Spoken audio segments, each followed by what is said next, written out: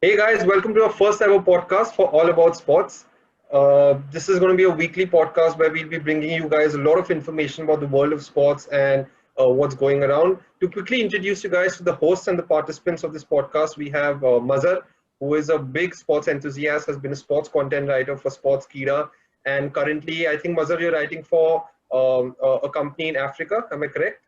Yes, I write articles for Sporty. That's one of Africa's leading sports websites. So So yeah. there we go. We have Mazhar, who is a complete sports buff. We have Aniket, who is also a sports enthusiast and Arsenal supporter. And here is me, Shubham. I did my undergrad in sports management. Again, youth sports enthusiast, Man United supporter. And we have a fourth person, Rishabh, who unfortunately isn't hasn't joined us today, but in subsequent episodes he will be there. So to quickly dive in, we will start off with today's podcast, and we'll be covering the VAR, the controversies with the VAR, the different rule changes that have taken place, and our main focus is going to lie around the Premier League. So to start off with the VAR, obviously as compared to last season, one big change that has happened is now there is a pitch side monitors for our referees to use for the assistants. This was something like you guys must have already seen. It was something which was prevalent in different leagues, but the Premier League has adopted this season. And it will mainly be used only for red card decisions and penalties, not for offsides. Offside calls will be taken by the VAR match referee. Even talking about offside, uh, uh, it's become pretty strict now, and especially both the VAR and offside is now completely controlled by FIFA, and FIFA have set the strict rules and guidelines which every league has to follow. In fact, the Premier League, I believe, was trying to talk to FIFA and be a little lenient about the offside rule, considering how last season, like by small margins, it was given offside, but FIFA has like no bullshit, man. Offside is offside. If it's offside, that's about it, and there's no debating that. Also, another thing with offside is this season onwards, even if a player is offside, the play will continue till the time the whistle is not blown. So players have to play to the whistle. They can't just stop playing. So that I think will be something that the players will have to get used to. Another big change is the goalkeeper. The goalkeeper fucking has to stay on the bloody line, and this was something so bloody annoying in United's first game of the season. So that is again a big rule change that has happened, and obviously handball. When it comes to the handball offense, that is also very frustrating. But and FIFA has made it very clear that handball will be from the shoulder joint till the till the armpit line of the player. So again, a lot of new rules have come in. Football is becoming super strict, and with technology also coming in, the landscape is changing very quickly, and that is something that today we guys are going to talk about and get into straight away. And I can't think of any better game to start than what happened yesterday, Brighton versus United. Oh my fucking god! The penalty decision that was given after the whistle was blown, that was mind blowing, man. For United to get into that game where we were pretty much thrashed, and honestly, I don't think we really deserved to win. But then to make it 3-2, it just shows how VAR can actually like change things up. And me being a United fan, I'm very happy it happened. But I can just imagine it must have been really frustrating for Brighton, man, and all anti-United fans. Me being a United fan again, I agree completely. VAR helped us, and it was beneficial in the end. Of course, a lot of question marks before that incident itself, with Pogba bringing down Connolly. Um, I think that was a penalty. I think Pogba very well knew what he was doing. There was slight contact with I think it was his knee that hit the back of the thigh. But obviously in the replays that wasn't clear enough. Now my question regarding that is, it said that VAR would reverse decisions based on clear and obvious errors. That is the actual literate term, right? So my question was that a clear and obvious error by the referee? I don't think so. So from a neutral standpoint, I think United got away with that one. In fact, even Rio Ferdinand on BT Sport after the match said the same thing and had the same opinion that that was a penalty. Of course, you can pick your sides depending on uh, whatever benefits you, and that's the thing about VAR, and that's why it's so debatable and so contentious. So I feel like United got away with that, but as for the final penalty decision, it was spot on. That was a clear handball. I tell you what, bro. I kind of disagree with you. At least the Pogba's incident, I think it was a good call that the referee went to VAR and changed it, because I think what's happening now is because how the attackers, they know that defenders are going to be like super careful in the box. I feel he like almost like put his body in Pogba's way, and Pogba, if you see in the reaction, he put his hands up. He was trying to control himself. But when you're already running at speed and Which someone comes in your way, what's going to happen? I agree with that. Which is fair gamesmanship on the attacker's half, right? I am going to run across your body if I am trying to cut in and score a goal. I will intentionally run across your body so that your legs and mine collide. If you don't get the ball, it's a pen. I mean, I agree. that is going to be an attacker's intent. So the amount of gamesmanship has definitely gone up if you are going to make runs into the box, because these are the kind of calls which get given. The sad thing is, it's always an attacker's game. So it's nice for I mean, it's nice that the defender got the call, according to me, for a change.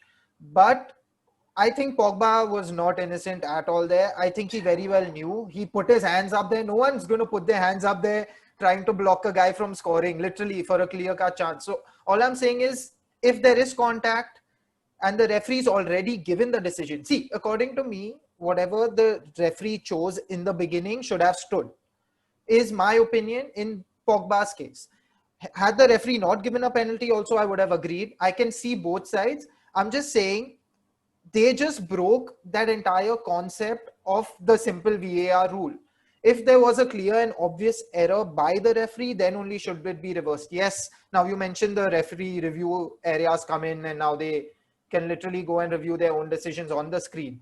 But if they themselves are not sticking by those rules, I just don't see there being any sort of uniformity or any sort of way forward where they progress in a systematic way, because otherwise there'll always be things that will be open for debate like this. There still will be decisions that will go like where you have 50 choices. Yeah, so absolutely. that's my and take. specifically talking about rules, I think the rules have become so strict where, like, for example, if you see opening game of the season, United Crystal Palace, Lindelof was given a penalty because the ball hit his hand, which was, I think, less than a meter away.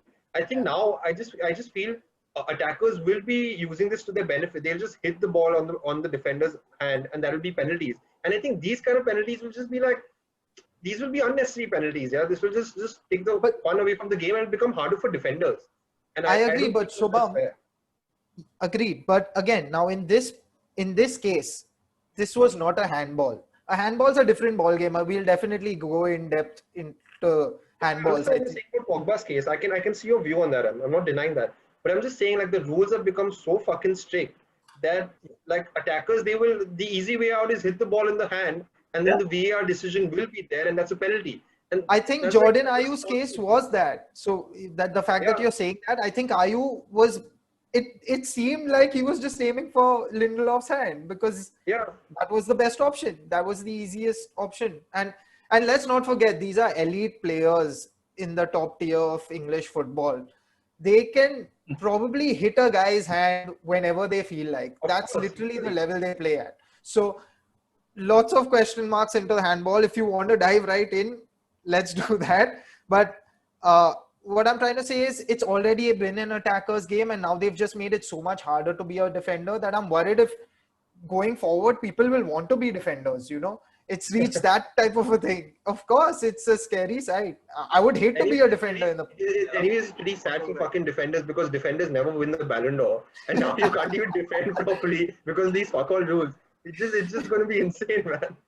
Man, credit to Van Dijk. As much as I may hate the guy for being a Liverpool player, the guy won it. So, but I tell you what, like, before we guys get deeper with VAR and rules, there's something that I'd like to share with you guys. So I was just doing like a little analysis of what had happened. So I want all the people watching this to have a quick look at it. So here we have some teams. We have United, Bournemouth, Watford, Aston Villa, West Ham, Chelsea, Leicester, and Tottenham. And what were the VAR points that they got last season? So United got 7 VAR points. We ended the season with 66. Had we not got the 7 points, we'd have probably got 61. We'd have missed top 4 because we would have tied with Leicester. And there's a high possibility that on goal difference, we wouldn't have made it through. Chelsea would have finished third. In terms of relegation, I think Bournemouth and Watford would have still been relegated because VAR points would have made much of a difference, and Aston Villa, West Ham would have been safe, and Tottenham would have still been sixth. But United, I'll specifically touch on United because last season we got a lot of penalties. 7 VAR points, that's a lot of points, and we could have possibly missed out on top 4. So it just goes to show how VAR last season has had like a major impact, at least on United and definitely all over the league. So I just wanted to bring this up to point it out about how VAR has changed the game. And now I think we, like, you guys, if you guys have any specific incidents that you guys want to bring up, let's just get into it, man. Before we go into some contentious calls, it's already, I mean, VAR did have a massive impact last season, but it's already had as big an impact in this season itself. Okay, there have been 82 goals, which is massive. Okay, game week 2 had 44 goals. There have been 82 goals, of which 17%, 14 were penalties. Now you can understand a lot of those penalties were given for these contentious handballs, which is kind of like a rule change where you've gone from is the hand moving towards the ball, or is the hand of the defender in an unnatural position, to has the ball hit someone's arm. So it's gone from arm to ball. It's gone from arm to ball to hand. So if the ball struck someone's hand, they've given penalties, which is absurd if you ask me. I think Roy Hodgson covered it very well after the Palace versus Everton game, where he said it's kind of taking the fun out of the game for him, and he can't believe how, the players, managers, coaches, the league has let it happen. Like such a rule change, which is going to drastically alter how games are played out. And it's not, I mean, you need to have football people at least passing over these rules, right? You need someone who actually is involved in the day-to-day of the game to look over how this is going to have an impact. And I mean, such a seasoned veteran saying something, I mean, it's not just because it's gone against his team. I think he could say it for, or we all could say it for every team. I mean, it's just a mess of a rule, if you ask me. Yeah, I think the perfect example of what you just said, Gui, was the Chelsea game. And in fact, not the Chelsea game. Let's talk about the Palace game itself, because the ball hit Ward's hand. Everton were awarded a penalty. There was a similar incident where I don't remember who shot the ball for Crystal Palace, but it went off Calvert-Lewin's hand. Yeah, and it was the same. It was practically the same incident. It wasn't, because I'll tell you why it wasn't. Because Calvert-Lewin was further back. He was further back. If anything, Calvert-Lewin was more of a penalty. But like the only reason anyone could come up with was his arm was closer to his body. But exactly, I mean, how far was Ward's hand off his body? It wasn't that far, right? So he didn't even have the time to react, like you said. True. I mean, it's gone from the intent being a mental aspect to intent being defined by how your arms are placed. I mean, is it? Yeah. Is this unnatural movement and natural movement just made so much more sense. I'll agree with that. Defining it that way was so much more easy. It would have been at least more consistent. But how they've tried to improve the consistency is giving everything a handball. It strikes the hand, it's a penalty. But it's not, right? You need to think about the intent, and intent is definitely more mental as opposed to if it just touched your hand from 2 yards away when the ball was struck really hard. We can't do much about this. So I just wanted to bring you, Shubham, in for this itself. I know you brought back those points lost and gained. Of course, United gained the second most points. I think Brighton earned 1 point more than United through VAR over the season. But one major aspect that was left out there was the points which were the 2 points which, or rather the 1 point that Villa gained and the 2 points that Sheffield lost in that abysmal incident. So yeah, so I was just thinking from United's point of view, because had we probably not got the 7 points from VAR, we would have missed out on top 4. And missing out on top 4 is like what, 100 million you lose from Champions League. So that would have been massive amount of financial loss for United. And I think, I'm not 100% sure, but Adidas also had a clause in their contract that if United don't Yes. finish top four, then the sponsorship money also goes down. So Yeah, those yeah. 7 So, VAR points has actually saved at least financial ass. and we And still considering haven't that it's got Jadon COVID going Sancho. on, yeah, man. Oh, dude, let's not get into that, man. Let's not get into that. So That is yeah, so fucking annoying. yeah, but But yeah, you're so right. As a United fan, we can't complain about VAR. It's definitely helped us to get calls. And okay, I think the only one call that United got last season that wasn't actually a penalty was the one where Bruno was, where he spun around and then he was stripped. yeah, So against that Tottenham, was the correct. only one. He But Yes. what do basically you think kicked the what do you player and think got of the the game penalty. against Liverpool? What do you think of the game against Liverpool where Rashford scored, but before Rashford scored, Origi was fouled? I, That also should have been turned around, I guess. don't bring up Liverpool because I can just there is complete frustration because they've had so many games where they were fortunate enough through those Yeah, of course, decisions. of course. The City game as well, where Alexander Arnold handled the ball, wasn't given. They broke on the counter and scored. See, So in fact, talking about the Liverpool game, that is something I'd like to bring up where we scored. Now, this was Right. the foul that just happened before the goal, where possibly VAR should have turned it around here, and then this led to a quick counter and it led to a goal. But it didn't. But VAR ruled it in our favor. So I didn't see this as a foul. I thought it was very soft. I think he was buying it. That was my first opinion of it when I saw it as well. well, I thought it was pretty much a clear-cut foul. And last season there are a lot of moments where VAR has actually ruled out goals because of a foul in the build-up to play. So out here, I think United were fortunate. So that's what I'm saying. This level of consistency is not there. Either it's problem with the match or with the way how referees are trained, or every referee interprets it differently. So because that consistency is not there, it becomes unfair for certain teams, and that definitely leads to a lot of major decisions happening and losing points. Very similar to what happened with Chelsea yesterday. I still don't understand how Havertz that wasn't given a handball. I understand the rule that the IFAB has set, saying that if it's not immediately like it's not directly like the instant play leading to the goal, then it's not in the purview of VAR. That's what it is. I don't have the exact words or the wordings for what the rule is, but the point, yeah. So it's basically accidental handballs by an attacking player is only penalized if it occurs immediately before a goal or a goal scoring opportunity. This was literally he handled the ball fell, that person passed it, goal. So how was that not an immediate goal scoring opportunity, or how did it not create that is just beyond me. That's what I'm trying to say. There's complete inconsistency in their decision making.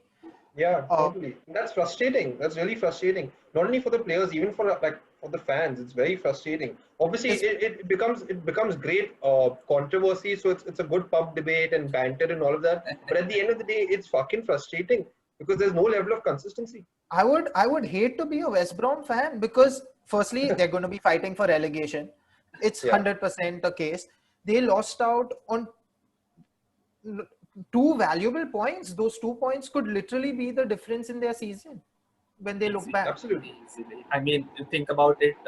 Villa and Bournemouth last season, it was what Oh yeah, about a point or 2 points because of that game against Aston Villa. If Aston exactly. Villa lose those two, they are level on points, Bournemouth and Villa. So I mean, these things for a team like West Brom, it means just so much more.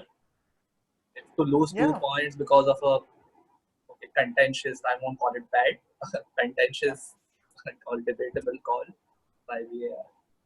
That's something which, well, I remember Aniket consistency is. before we got onto this podcast, Mhm. when we were on call, you were like, there were a lot of different incidences that you were talking about, and you were telling Yeah, me, "Arey, yeah, there are so many incidents that have happened last season, and it's been so frustrating." there are. So why don't you talk us through some of those incidences now? Okay, Arsenal fans, I will lead with one of those. Okay, Chambers was fouled in a run up to Socrates' goal. All right. if anything, VAR should have given him. I mean, when the VAR decision was being made, I was wondering whether it's for a penalty or not, and I'm like, why? It's already a goal. To all the Arsenal fans, please relive this moment. Okay, there are several angles to this video. I don't know what Chambers has been exactly given a foul for over here. It's it's a scuffle. I mean, the ball pops out. That's about it. The ball pops out to Socrates. He finishes it. This is a foul for Palace apparently. Wow, great, amazing. It ruined my day, and I mean the way the season was going for Arsenal, this would have meant a lot. Can you imagine this? What I still it just it boils my blood. Is a very very toned down way of saying what some of the calls are, and to have made results for certain teams, like even Wolves versus Liverpool, right? Pedro Neto was caught offside by maybe the size of his big toe. That's about it. That's about it, and that turned away the goal which leveled it for Wolves. So Liverpool continued to lead. I mean, they scored a banger of a goal. He was offside by just his big toe. Even Lundstrom, I'm telling you, Lundstrom against Tottenham. That was a big that toe, was that, right. that was I mean, I was like, God, for a side which is newly promoted. Okay, I get Chris Wilder and his side are doing so well, but it would have meant so much for them to have that goal. But you've asked them to. You've basically denied them a brilliant goal. And okay, the Lundstrom pass wasn't even the final pass. I get that if you're offside at any point from time during the play, it invalidates everything which happens afterwards. But God, I mean, those calls hurt. Like being offside by something which can only be detected by drawing two lines which are probably a millimeter or two apart on a screen. So what you're saying about the offside thing, I understand that it can get very frustrating. But in terms of offside, I think it's pretty black and white. Even if it's 1 millimeter or 5 millimeters or 1 foot, offside is offside.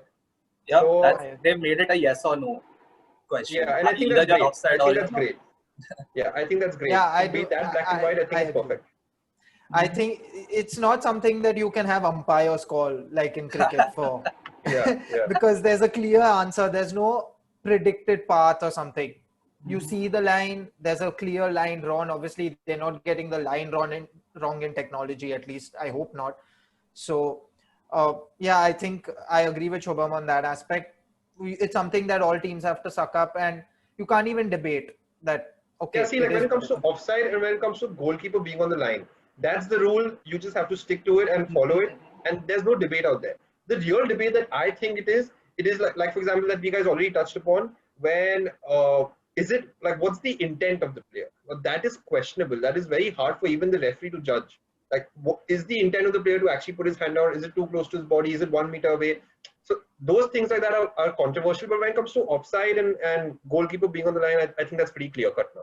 I think there's one more controversial thing surrounding VAR, which is that it can't really button on yellow cards, which is strange, right? Okay, suppose a player is already on a yellow. Red incorrectly given a second yellow.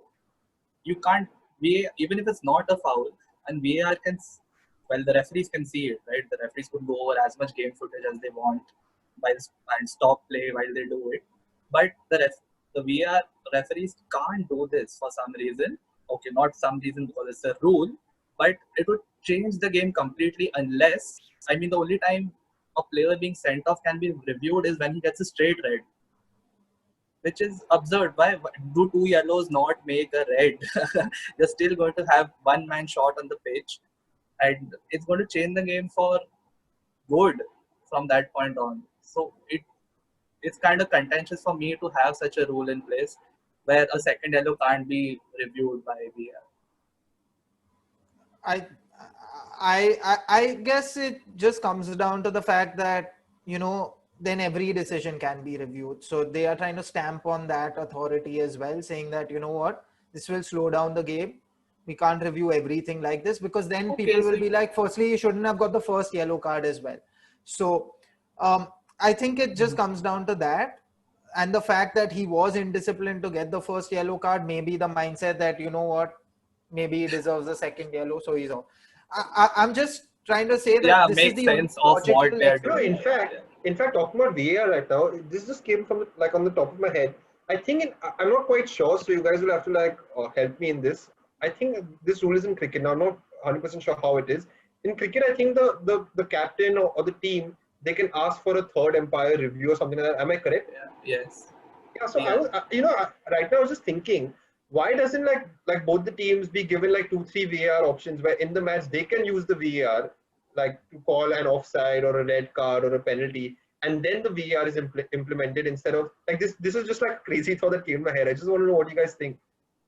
What do you think? Like, would this be a better thing where the club captain or the team can decide that we want to take a VAR review, or should it just be like down to the referee? I think down to the referee is better.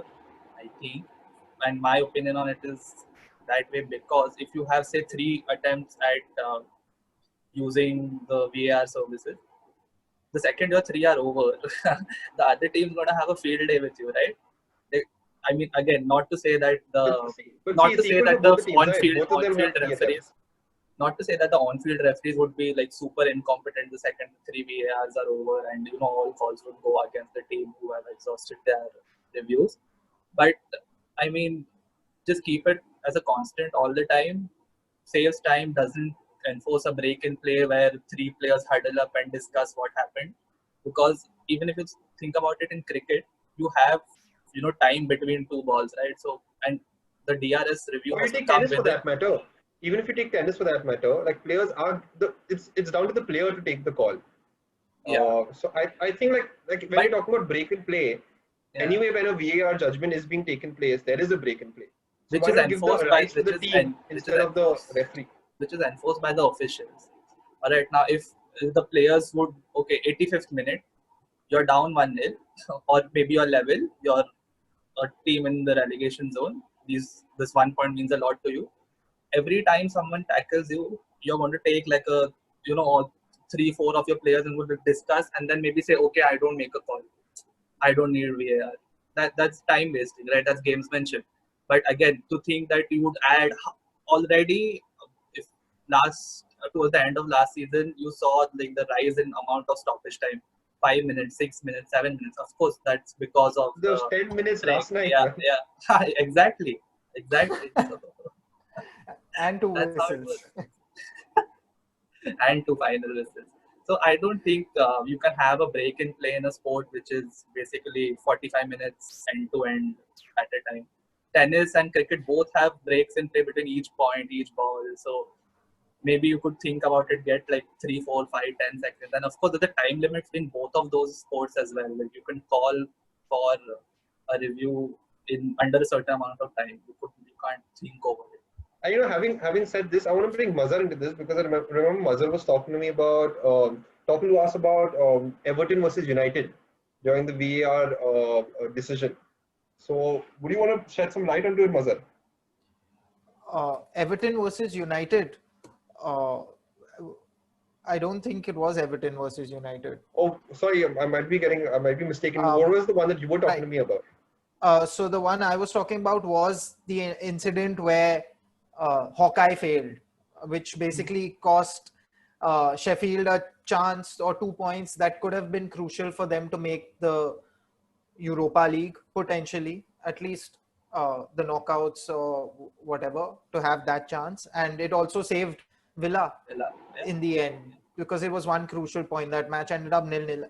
So it was Ollie Norwood's cross that came in. Neelan pounced onto it at the far post, but the ball had crossed the line. Now it was so evidently in that it was just beyond me that a person with his plain eyes couldn't see that. Yeah, Yep. so you see Norwood whips the ball in, Neelan He jumps has on it, he's in the goal. he has pulled himself out using the post. That is how far back in he was. And I feel for Michael Oliver here because he trusted technology and technology failed him. And the sad thing is he had the straight on view, so he couldn't even take that call on his own. He needed help from his assistant referee. He didn't get it, which was shocking again. But it's so evident. Like anyone could have seen that was a goal. And this is one of those times when technology failed. And the worst part about this incident is Hawkeye came out and said all 7 of their cameras that they have on the goal line were covered by either defenders or by the goalkeeper or the goalposts. I mean, it's an unprecedented amount of occlusion, if I'm not wrong, was what was in the statement post game. Unprecedented amount of occlusion. Okay, if there is that amount of occlusion, why is there VAR? I'm sure the VAR. That's the worst part, right? VAR should have played its role there and come in and stepped in and said, hey, listen, we just saw it. It's a goal. Give it a goal. VAR is following these strict set of rules as if it's the Holy Bible or something. And it doesn't work like that. I'm sorry. You literally relegated aside. You relegated aside. You saved the other one. And you cost a newly promoted side a chance of making Europe. It's not certain they would have made it even if they would have got those 2 points. But it just, I mean, mentally it affects anyone. They are humans as well. And it's 2 points lost for a team that was looking for Europe, and it's 1 point gained for a team that survived in the end. But Bournemouth will look back at that and say that, man, for none of our faults, it's like that. So, and if you ask me, Bournemouth had like their first bad season in the Prem in the last 4 or 5 years. And it's just so sad for the team to have, which was 91st in the entire standings in England, made it to the Prem, survived 4 or 5 seasons, and then this is why you get relegated. I mean, of course, they were trash. Okay, throughout the season, they were played with injuries. They had like poor performance even when they had some of the best players on the pitch. But yeah, I mean, we are relegated aside, let's say. Yeah, so guys, I mean, we've discussed all of these things, but I think we've missed out on one thing: the penalties, the goalkeeper rule. I have a lot. I think that's my biggest criticism of everything. The handball rule will always be a problem, but that's a universal problem. But I have a problem as of this goalkeeper staying on the line rule, simply because I feel like it's very unnatural movement for a goalkeeper.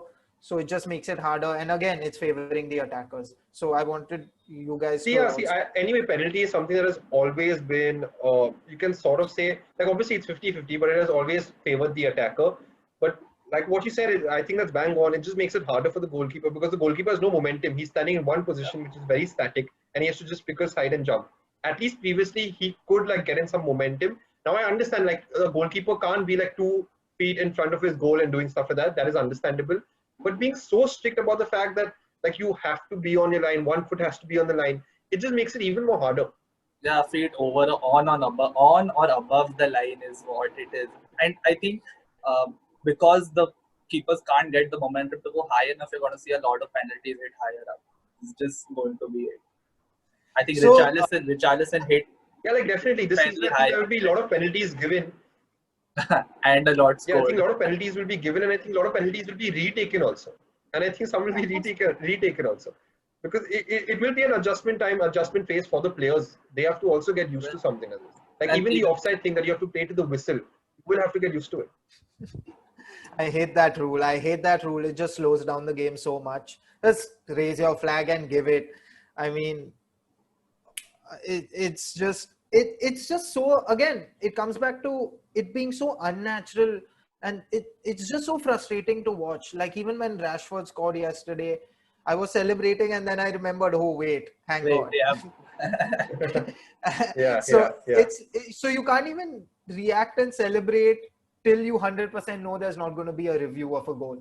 So it really kills that emotion and that rush of blood that fans experience. Technology is good, but I think I would have preferred it to, like, that human error is good sometimes, because more often than not, I think it balances out over the course of the season. Is my opinion. That's what I've also like. See, one thing about football that I've always loved is that element of human error. And that is fine, like till date, football has been played for so many years, and it was absolutely fine. Goal line technology, I think, was great, and I Yeah. think that was required. And VAR also, I don't have too much of a problem with it, like especially when it comes to the offside rule. I think that is also good. But when it comes to like such like debatable decisions about handball and where the hand is and so on and so forth, I think that is killing the game away, because like we discussed initially, players will use this as an advantage. Players will be cheeky about it. They will aim for the hand, and that will take the fun away from the game. Yeah, I mean, if you don't find a way through a 5-man block, just back it Just towards smash it on goal the and hand. hope. Yeah, Just smash it on the hand. hope for the best. Keep hitting it, rebound off, hit it again, rebound off, hit it again. Keep going. I won't be surprised soon if we see the back four literally just standing with their arms at their backs and running, Yeah. like headless chickens. This will be so interesting with Mourinho parking the bus and getting a penalty because it hit the hand. Highly I think that would be likely. hilarious. Highly likely. Yep. Yeah, but guys, I mean, coming back to the penalties aspect, I think you guys are so right. More penalties will be scored. Obviously, I think more penalties will be retaken as well, as we saw in the case of De Gea, which was so unfortunate because he was like inches off the line. But I was just having a look at the Carabao Cup stats of the penalty shootouts that took place. Harrogate Town versus Tranmere 8-7. Arsenal Liverpool in the Community Shield 5-4, only one penalty missed. And that too, he missed the target. Brewster skied it. Leeds Hull 9-8. Two were saved, one was missed. Burnley Sheffield 5-4, only McBurney missed the penalty, which was saved. So what I'm trying to say is no one really misses penalties now with this new rule. You just need No, to hit the absolutely. target. So in fact, what you're saying is spot on. VAR is going to further bring on a lot of controversy. I think we can probably have a lot of episodes on VAR. But yeah, VAR is controversial. We have to live with it. These are changing times. Some rules are good, but some of them are questionable. So let's see how the season turns out to be, and probably mid-season, end of the season, we can have another VAR review session. But yeah, to everyone watching, this was our thoughts on VAR. You guys, please give in your thoughts in the comment section below. Like, subscribe, share, and we'll be bringing another episode next week. Every week we'll be bringing something in, to discuss. And till then, guys, see you all. Aniket, Mazhar, nice talking to you all. See you all soon Thanks, next week. Shubham. Thanks, Kui.